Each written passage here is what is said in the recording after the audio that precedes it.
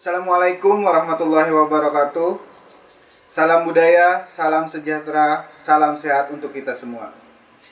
Alhamdulillah pada kesempatan ini kita masih dianugerahi waktu untuk berbagi antar sesama. Pada kesempatan kali ini kami dari gabungan beberapa pelaku seni bermaksud untuk menyelenggarakan kegiatan pentas amal. Pada kesempatan ini kami akan menampilkan pembacaan sastra monolog dengan judul Balada Sumarah, karya Tentrem Lestari dan pembaca Gusti Nadia Hardiani. Setelah menyaksikan tampilan sederhana dari kami, bapak-bapak, ibu-ibu, kakak-kakak, adik-adik, om dan tante, dan sanak sabarataan yang ingin mendonasikan sebagian dari rezeki yang dimilikinya untuk keluarga kita yang terkena musibah kebakaran di Jalan Patmaraga, Kota Baru. Dengan total jumlah terdampak sekitar 159 keluarga.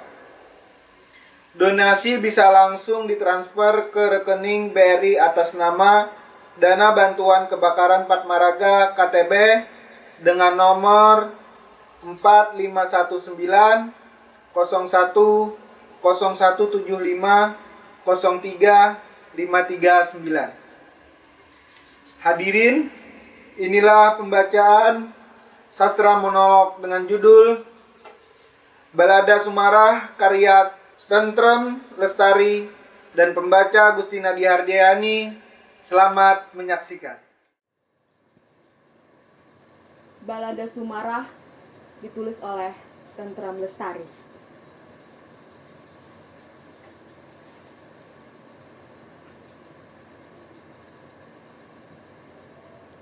Dewan Hakim yang terhormat, biarkan saya bicara. Jangan ditanya dan jangan dipotong. Kalau waktunya berhenti, saya akan diam selamanya. Saya tidak butuh pembela. Saya tidak butuh penasihat hukum.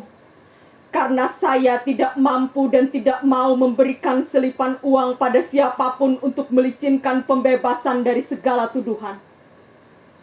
Toh semua sudah jelas. Semua tuduhan terhadap saya benar adanya. Segala ancaman hukum, vonis mati, saya terima tanpa pembelaan, banding atau apalah namanya. Kematian adalah kelahiran yang kedua. Untuk apa berkelit kalau memang itu sudah winarah dalam hidup saya? Saya Sumarah, umur kurang lebih 36 tahun. Bertahun-tahun saya tahan mulut saya lipat lidah saya agar tidak bicara. Karena bicara berarti bencana.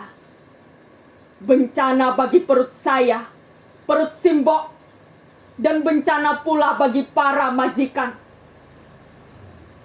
Tolong, kali ini izinkan saya mendongak dan membuka suara. Dari kecil saya tidak berani mendongakkan wajah, apalagi di desa tempat saya dilahirkan. Orang-orang selalu membuat saya gugup dengan bisik-bisik mereka, tatapan curiga mereka. Kegugupan itu bermula di suatu ketika di kelas, di bangku madrasah. Pak Kasirin guru madrasah saya menerangkan, pembunuhan para jenderal itu dilakukan oleh sekelompok orang yang sangat keji, yang tergabung dalam organisasi PKI. PKI itu benar-benar biadab. Untuk itu dihapus dan dilarang berkembang lagi. Seluruh antek PKI dihukum. Saya mendengarnya dengan takdim sambil membayangkan betapa jahatnya orang-orang yang membunuh para jenderal itu. Tiba-tiba saya mendengar suara dari arah belakang bangku saya. Setengah berbisik, tapi jelas ku dengar. bapaknya Sumarah itu kan PKI. Plus, seperti terkena siraman air panas, hatiku meradang. Sakit, nyeri sekali. Saya ingat waktu itu seperti biasa saya hendak tidur di samping Simbah. Simbok malam itu seperti biasa jadi tukang kerik. Mbah, apa iya bapak itu PKI toh, Mbah? Sambil mendidis rambutku, meluncurlah cerita Simbah. Begini.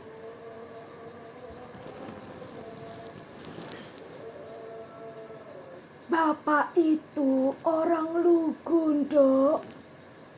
Kalau pagi setelah menderes, kerjaannya narik andong. Salah satu langganan bapakmu adalah seorang penyanyi bernama Pak Wasto. Nah, pada suatu ketika, bapak membawa Pak Wasto dan dua teman Pak Wasto ke rumah. Mereka melihat simbokmu membuat gula.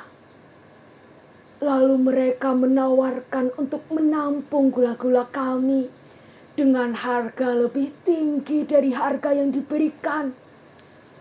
Tapi kami tidak enak hati juga pada Den Projo dan tetap menjual kepadanya, tapi tidak sebanyak semula. Lama-lama Den Projo bertanya kepada simbahmu, "Lek, mantu sampean niku suka mencotor gula ke koperasi PKI toh?" "Wah, ngapunten Den. Pokoknya Suliman menyetornya kepada Den Wasto." Pak Lurah manggut-manggut. Tapi jelas Simbah tahu Pak Lurah tidak suka. Kami pun semakin tidak enak hati. Tapi tidak lama kemudian, bapakmu bilang kami tidak usah lagi menyetor gula kepada Pak Wasto. Karena Pak Wasto diciduk tentara dan koperasi itu ditutup. Rasanya kami tidak punya firasat buruk sama sekali mendengar berita itu. Malah simbokmu dengan enteng bilang, "Gak apa-apa toh Pak Ne. Malahan tidak pakai wuh sama Pak Den Projo." Tapi ternyata yang terjadi setelah itu tidak seenteng yang kami duga. Tepat 2 malam setelah itu, tiba-tiba Den Projo datang ke rumah mencari bapakmu bersama 2 tentara dan beberapa orang kampung. 2 tentara itu menyeret bapak diiringi Den Projo dan orang-orang. Simbokmu mencerit dan bertanya. Lalu Den Projo setengah menghardik, setengah menahan bilang, "Apa kamu mau diseret juga? Yuk, manut saja dulu. Orang-orang bilang Sulaiman itu antek." Kami bertanya ke Den Projo keesokan harinya, "Dibawa kemana bapakmu?" Den Projo bilang, "Bapakmu dipenjara sementara. Mungkin cuma sebentar. Mungkin lama." Simbokmu lemas, Dok. Kamu masih dalam kandungan 5 bulan. Kami menanti hingga kamu lahir, hingga kamu tumbuh. Sampai kini tak pernah bertemu lagi. Tak tahu di penjara mana bapakmu. Setiap kali kami tanyakan itu ke Den Projo, Den Projo bilang, Tunggu saja. Jangan dicari-cari daripada ikut keseret-seret. Kami menanti terus dengan gugup dan gelisah. Ku beri nama kau Sumara, karena hanya pasrah jawaban penantian ini.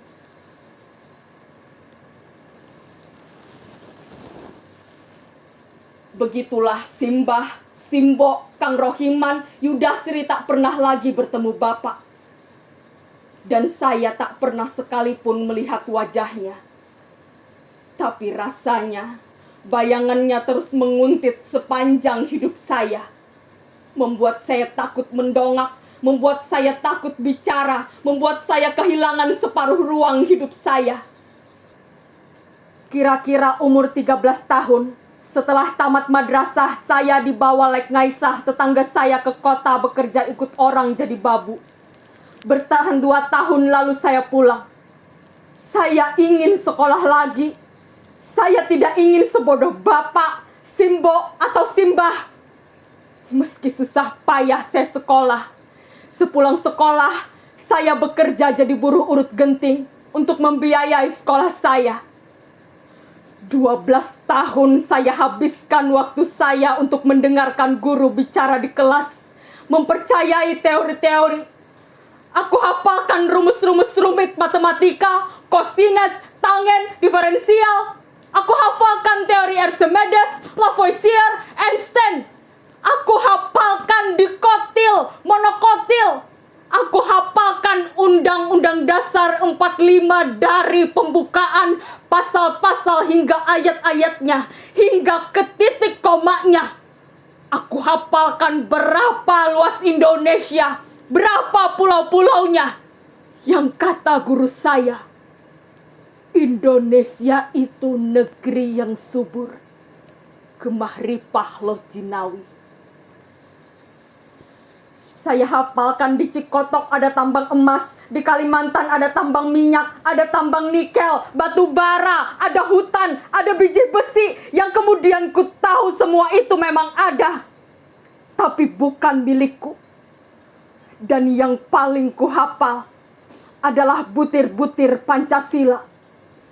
Kita harus mengembangkan toleransi, kita harus mendahulukan kepentingan negara di atas kepentingan pribadi dan golongan. Kita tidak boleh hidup boros, kita harus musyawarah untuk mufakat, kita harus begini, kita harus begitu, begitu, di sekolah begini, di luar begitu, di sekolah bukan, di luar bukan.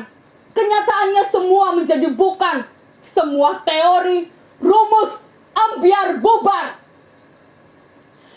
Nemku, rapotku, ijazahku macet ketika aku mencari kerja. Ijazahku tak berbunyi apa-apa. Saya ingat betapa susahnya dulu ketika hanya punya ijazah madrasah. Pilihan pekerjaan yang layak hanya jadi babu, menjadi pembantu di rumah orang.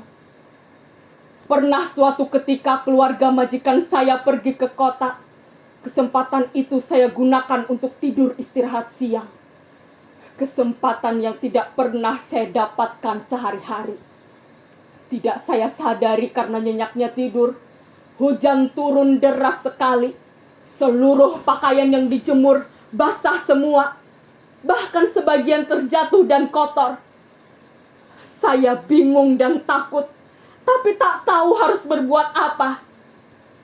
Ketika majikan saya pulang, bukan sekedar amarah, cacian yang saya terima, tapi juga pukulan, dan gaji saya selama 2 bulan saya kerja di situ hilang untuk menebus kesalahan saya. Saya menangis, sedih, sakit dan kecewa. Lalu saya minggat dan pulang ke kampung. Beruntung sebelum peristiwa itu, gaji saya selalu saya kumpulkan setelah sebagian saya berikan kepada Simbo. Sehingga saya mempunyai uang untuk pulang ke kampung. Biarpun susah payah, saya terus sekolah agar nasib saya jadi lebih baik. 3 ijazah saya punya dengan nilai yang cukup bagus. Bahkan nilai NEM SMA saya bagus dibanding teman-teman. Tapi kebanggaan itu runtuh ketika di mana-mana saya terdepak dari pintu ke pintu mencari pekerjaan. Terjegal karena bayangan Bapak yang terus menguntit di belakang nama saya. Bayangan Bapak saya menggelapkan nama saya. Ketika saya mencari keterangan surat bersih diri terbebas dari ormas terlarang sebagai salah satu syarat mendaftar PNS. Saya ingat betul kata Pak Lurah waktu itu. Saya juga ingat betul kata Mbok De Jumilah, tetangga sebelah rumah, ketika bisik-bisik dengan Lekno di Serambi Langgar. Dan meskipun bisik-bisik, saya mendengarnya karena saya di belakang mereka. Bapak, di mana engkau? Aku ingin kau ada. Dan bungkam mulut orang-orang itu. Rasanya aku lebih percaya seperti kata Simbo, bahwa engkau baik, tapi lugu dan bodoh. Tapi ketiadaanmu membuat aku selalu takut dan gugup. Kalau benar bapakku bersalah, lantas apa iya aku, Simbo, Yudarsi, Kang Rohiman harus menanggung dosa itu selamanya? Dikucilkan, dirampas hak-hak kami, selalu terdepak di negeri sendiri. Demikian saya menjerit, meraung-raung dalam bibir yang terkunci. Saya lalu bekerja di sebuah pabrik tekstil yang baru beroperasi di desa tetangga. Suatu ketika, saya mendapat kecelakaan ketika tengah bekerja. Tulang tangan saya retak. Saya dibawa ke rumah sakit. Hanya 2 hari saya diopname di rumah sakit. Tapi uniknya, dari berkas acara pengobatan yang saya jalani, pabrik melaporkan 2 minggu saya dirawat. Dan uniknya lagi, saya lalu diberhentikan kerja dengan alasan setelah sakit nanti kerja saya tak lagi sempurna. Dan uniknya lagi, saya tidak mendapatkan pesangon. Saya menjerit, meraung-raung dalam bibir yang terkunci. Saya lalu bekerja pada seorang juragan beras di kota kabupaten. Suami Bu Juwarti, seorang pejabat di kantor kabupaten. Beras dari gudang Bulog itu kadang langsung dikirim ke rumah Bu Juwarti.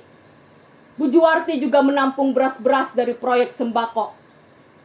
Suatu ketika, saya kaget sekali karena muncul Pak Lurah yang menjual beras ke Bu Juwarti. Pak Lurah kaget, tapi selanjutnya matanya menekan dan menarik lengan saya. Dia berbisik, "Sum, ini sekedar uang saku untukmu." Dari bekerja di juragan beras itu, saya berkenalan dengan seorang lelaki yang kemudian saya jatuh cinta padanya. Seorang tentara. Dia mundur teratur setelah mengetahui sejarah keluarga saya. Lagi-lagi bayangan Bapak menggelapkan nama saya. Untuk itu saya putuskan berhenti. Saya pamit. Saya ingin pergi jauh.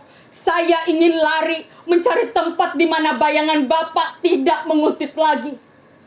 Di tengah gulana itu, Simbo suatu sore berkata, "Sung, apa kamu mau kerja di Arab? Lihat si Kona itu, pulang dari Arab jadi gedong magrong-magrong. Bisa beli motor, bisa beli kebo." Kata-kata Simbo mengganggu pikiran saya. Lalu segala sesuatunya kami urus melalui perantara seorang calo. Dari biaya-biaya administrasi di kelurahan, Depnaker, kantor imigrasi, biro tenaga kerja, sampai biaya tetek bengek yang ternyata panjang betul yang terkait. Saya tahu caranya. Jadilah saya, Sumarah binti Suliman, jadi TKW lulusan SMA dengan predikat NEM tertinggi, jadi babu di negeri orang. Saya pikir saya dapat bermetamorfosa dari ulat bulu menjadi kupu-kupu indah. Tapi ternyata Sumarah tetap saja kandas. Di balik jubah-jubah majikan saya, di balik cadar-cadar hitam majikan saya disiksa. Gaji saya setahun hilang untuk tetek bengek alasan administrasi yang dicari-cari. Dan bencana itu, dan saya diperkosa. Apakah di negeri orang saya masih dimelatakan? Tidak. Kesadaran itu muncul tiba-tiba. Saya harus mendongakkan kepala, meludahi muka orang yang membinatangkan saya, mengangkat tangan dan meraih pisau tajam untuk kemudian saya masukkan mata pisau ke jantung hatinya. Majikan itu saya bunuh. Semuanya. Bertahun-tahun saya tidak salah tapi disalahkan. Sekarang saya dengan berani berbuat salah. Salah yang sesungguhnya. Dewan Hakim yang terhormat, inilah saya, Sumarah. Hidup saya penuh ketakutan. Sekarang saya harus berani karena hidup dan mati adalah dua sisi keping nasib. Dan keping kematian yang terbuka di telapak tangan saya, itulah yang harus saya jalani sekarang. Inilah saya, Sumarah. Saya siap mati.